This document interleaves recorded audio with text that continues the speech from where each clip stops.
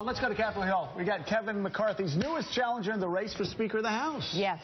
Chairman of the House Oversight and Government Reform Committee, Republican Congressman Jason Chaffetz of Utah. Very good to have you on the show this morning. Congressman, these are messy affairs. I've been through this before when Gingrich was being pushed out and other people were trying to come in. But usually the empire struck back and the empire always won. Do you really have a chance of beating the hand-picked successor of John Boehner?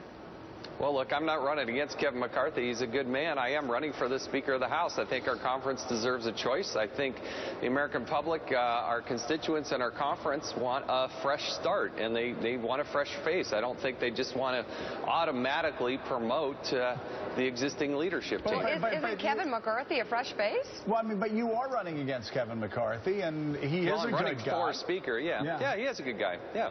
So why would you be better than Kevin?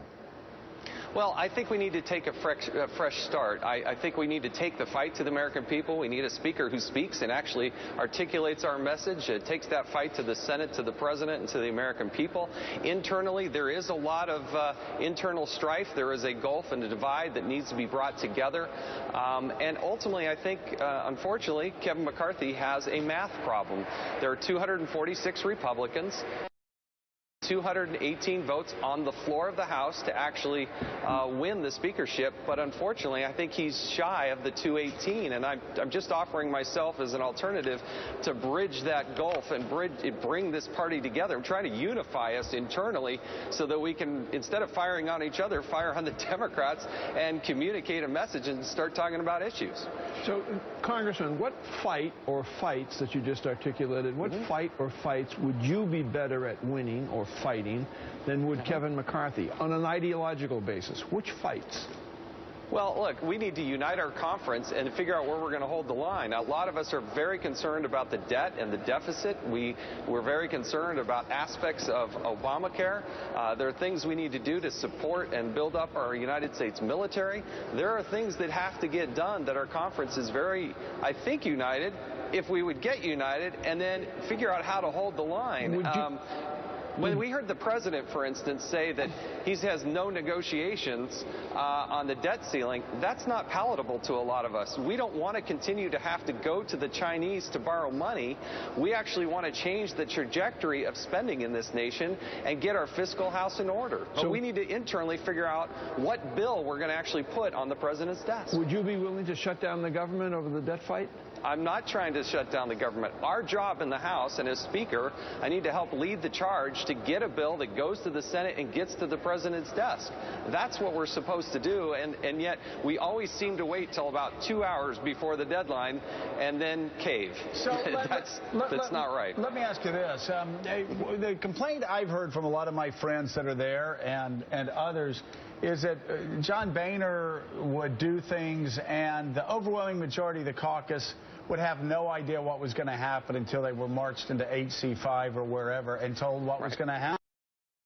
And I heard it was even worse than it was when Gingrich was there, that there was absolutely no communication with the rank and file. First of all, has that been the case? And do you think that would be the case if Kevin McCarthy became Speaker?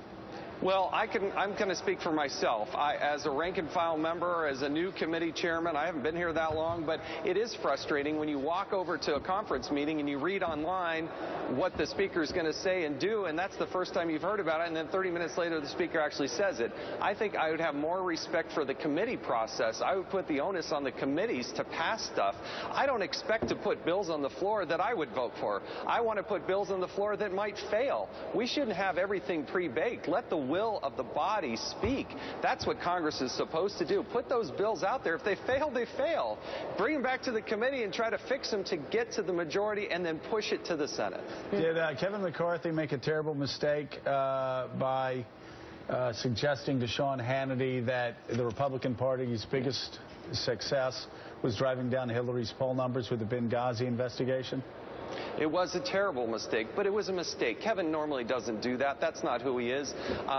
It was unfortunate. It was wrong. He's apologized for it. I believe him. We have to move on. I think it's an important committee doing important work. Do you believe that reveals, though, his limitations in possibly running the Republican caucus in the House and running the House of Representatives? I'm arguing that one of my strong suits is actually going on camera and going before the media and making the case to the American people. I think everybody has pluses and minuses. One of the reasons we have such a strong majority in the House is because of Kevin McCarthy. I'm trying to unite the party. I'm not trying to divide it. Are you better at doing that than Kevin McCarthy, going on TV? I think so. Yeah, I think making the case to the American people, communicating. I want a speaker who speaks. That's what our conference wants. Congressman Jason Chaffetz, thank you very much. All right.